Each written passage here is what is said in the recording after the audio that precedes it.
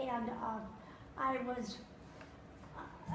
just, well, I'll tell you, what was I going to tell you? No,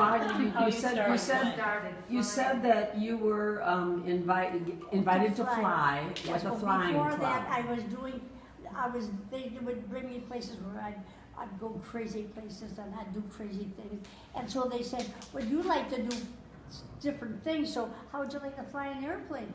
Oh boy, fly an airplane, that sounds great. So I said, sure, I want to fly an airplane. And so he said, okay, come on out. They brought me out to the airport, and there was one fellow who was giving rides. And he gives everybody up at about 5,000 feet, gives a spin, and then he turns around, they all say down. So he gave me a spin, and I said, one more time? And 10 one more times, he didn't even turn around. He landed that airplane. He was a little sick. And he said, whatever you do, he says, you've got to fly airplanes. I have never flown anyone who loved to fly like you did. And so that's when I knew I had to fly. So I took my bicycle to the bank, and I borrowed, I had to get $100 to belong to Sky Club. And they gave me $100 on my bicycle so I can pay them $5 a month. And I got my $100 and I went and joined the Sky Club, and that's what happened. And I knew I had to fly airplanes. And where was the Sky Club? What city? Pardon me? Where did you start flying? What city were you in? Faribault? Was it Faribault, here in Minnesota. Faribault? Okay. Yeah. Yeah.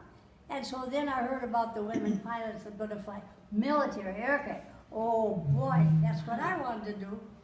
So that's when I went to Sweetwater, Texas. Tell them how many hours you had to have to join. I had 35 hours of flying time.